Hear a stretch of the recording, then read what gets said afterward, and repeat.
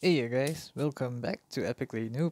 And okay, so I am gonna go through Abyss 82. This is a pre-recorded video as always because I have tried multiple team compositions and I actually done this like while I was traveling. So yes, I hope you guys enjoy this, and this is actually the first team composition that I went through, and apparently Soul uh was way better than I expected.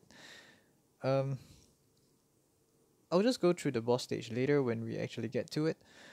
And this is slightly similar to Hell Devourer Arakan, if I remember the name correctly. Yes, it's very similar to Hell Devourer Arakan.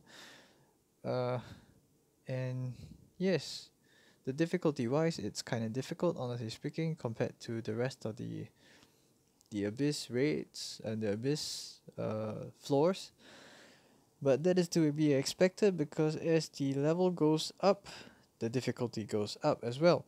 For the first stage, you guys want to note that the goblin at the back does quite a bit of damage, and also the two uh, Robocops, they counter attack from time to time. I'm not too sure what the rate of counter attack is, cause I only realized when I actually went in and tried it.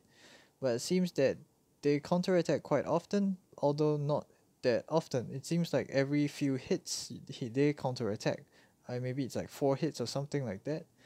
But overall, if you can kill it fast enough, it isn't really much of an issue. So I would recommend taking out the crystal because barrier is always annoying.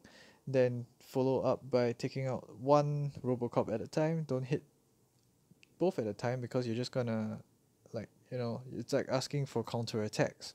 So yes, and you guys will also want to go in with a lot of souls as much as possible, and you guys need an AoE or two AoEs, preferably with defense down, like for example Tywin's S3 AoE defense down. That is gonna be really helpful, because the boss later on is really annoying, and you will also need an AoE damage dealer like Vildred or something similar to that. I can't really think of anything right off my mind like immediately. It's also recommended for everyone to be on Daydream Joker except for your healer, just because you want to bring the boss down really fast. There's a mechanic to this stage where you can bring it up to Hell Raid, Devour Arakan as well. That works like a charm. So I took this battle like very similarly to Devourer Arakan Hell mode, and it worked out for me like pretty well. In fact, my first run was like I don't know, my first run was this, and I got through it somehow. And honestly speaking, this stage quite a fun. It was quite fun. Like yeah, the first stage was a little bit annoying just because it's kind of lengthy. Like it's wasting a lot of time. But the second stage is if you know the mechanics, the runs are very similar to raid. So yes, I've repeated that quite a lot of times. Okay, the difference between hell raid and this stage is that there is one more ad, like yeah, the raid ad decrease cooldown of all the allies that they have.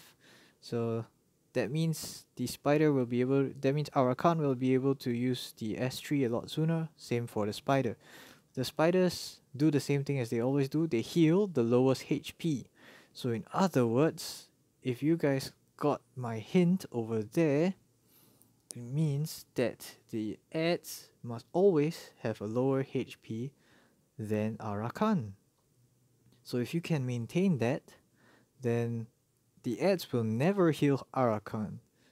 And if they never heal Arakan, that means the runs actually aren't as difficult as everyone thinks it is. So that's the way I take out Hell Raid Arakan as well. And in fact, this is, I would say, honestly speaking, harder than Hell Raid Arakan. So this does the same thing, except that it doesn't it doesn't seem like it blocks. Oh wait, it does. Okay, so it blocks buffs as well. It drops the speed down, which is advised to use something like immunity to block the speed down. If not, your whole entire characters, like everyone, is gonna be friggin' slow. Or if you have clans like DN or Arcades, then it's recommended to bring them because they can clear the speed down and you guys should be back in business. The reason why I say that you should have a AoE defense down is because you want to defense down all the ads and then take them all out with the S3 of like Vildred or anyone with an AoE nuke, which will make runs really fast. Okay, what else should I say? Oh, there's one thing that is really useful when it comes to using Soul Badguy, which is, Soul Badguy does the same thing as Arahakan, which is the cannot be buff, and you know that the red spider also increases combat readiness. Not combat readiness. It decreases the cooldown of his S3. So in other words, you can block the red spider's cooldown reduction with Soul Badguy's S3, which was really helpful. If you realize when earlier on, when Soul Badguy did his S3 and dropped the cannot be buffed, the red ad doesn't decrease Arahakan's cooldown, which honestly speaking, that is one of the ways to actually speed up the runs like really quickly. I didn't really know that it worked that way until I actually ran through it. I tried another time like later on when Soul Badguy's S3 was up again, but it didn't work just because Soul Badguy and RNG just wasn't a thing. But all in all, this is just how it went. It's just ad spawn, kill the ads or bring the ads HP down really low, below Arahakan, then make the other ads heal that ad that has the lowest HP instead of Arahakan, and then kill them all off. Especially if you guys can't kill the ads in one turn, then that is really important. Okay, like you can see here, right? I have the luxury of using the S3, but he has the immunity buff on, so I won't be using the S3. I'll be waiting for him to spawn his ads, which will be in a short while. Let's just wait for that. Okay, this is me preparing for his S3 and the speed down.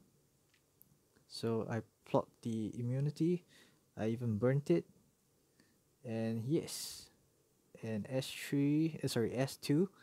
This doesn't do any damage because all the buffs are still up. And here I went with normal attack. Then heal if I'm not wrong. Did I heal? Did I heal? No, I did not. Okay. Then here I went with the S3. Oh, I did not. What the hell was I thinking? I should have went with the S3 over there. Just because the cooldown of Arahakan wasn't even maxed. Like, it was like the lowest ever. So yes, I made a little bit of a mistake there, as you can see. But thank goodness it didn't cost me. Oh, I remember what I was waiting for. I was waiting for Bellona's defense down. So I was thinking maybe I should defense down Arahakan. But in this case, Arahakan went down to 50%. And when he goes down to 50%, his S3 turns back up to full. So in other words, I do absolutely no damage again. And this is where I need to kill his ads again. Oh, come on. What am I waiting for? This is like me just complaining about myself. So this kind of feels weird for me. I'm not used to doing pre-recorded videos, but yeah, I did it anyways. Cause why not? Okay, what was I waiting for here? Oh, I was waiting for this, the immunity buff. And this is where I kill the ad, and the whole run starts again. Honestly speaking, this stage isn't really all that hard. If you guys know how to deal with Arahakan, even in the normal raid, especially when you have not much damage in the normal raid, you have to follow the flow of the mechanics, and it's exactly the same way, except that the ads don't heal. But you still have to take out the ads nonetheless.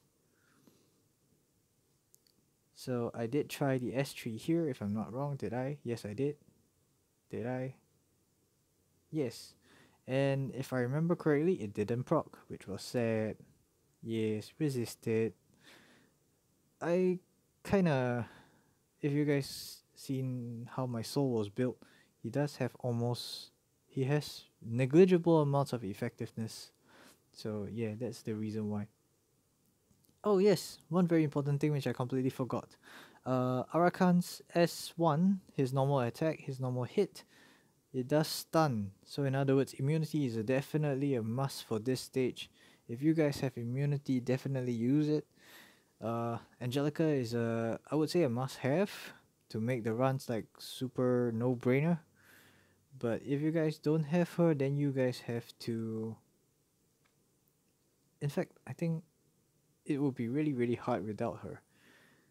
Yeah, I think immunity is definitely a must-have. Unless you guys have like really high resistance, then you guys should have no problem. Like yeah, absolutely no problem. Because resistance in this game is very underrated, like severely underrated.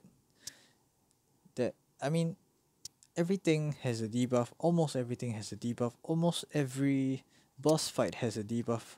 So resistance is definitely a really good stat to have. All my characters don't have because I've been trying to focus on main stats so they don't die. But if you guys are really at like late game, then resistance, just go for it. Like there's no harm having it at all. There's only benefits, and it'll make like boss fights like super easy. And besides, Arena is going through the resist meta as well. So yeah, resist is great. Okay. Uh this should be about where I kill it. So I went with Arky here just to speed up the run cause Bellona is next. So Bellona will end it with S1. Boom, 27k, yay. And this is how I clear 82. Next, I'll go through the stats of my characters if you guys haven't seen it. And I went through the equipments as well, like how the equipments are for each of the character. I'm not sure why I did that. I think I did that once already, but I think I do. I'll just go through it again. Did I? Yes, I did. Okay. So these are all my equipments. Just pause if you think I'm going a little bit too fast, which I probably am. The equipments are, some of them are not too bad, honestly speaking, but some of them can be improved on. Uh, Ultimately, I think this is how I'll just leave my gears at. My Bellona, I tried to revamp her just to give her more crit damage, and her necklace is odd just because it's a defense necklace. But oh well, I just put what I have at the moment. I'll just replace it when I get better things. Okay, this is Angelica, and I think that should be it. Thank you, and see you guys again. Ciao.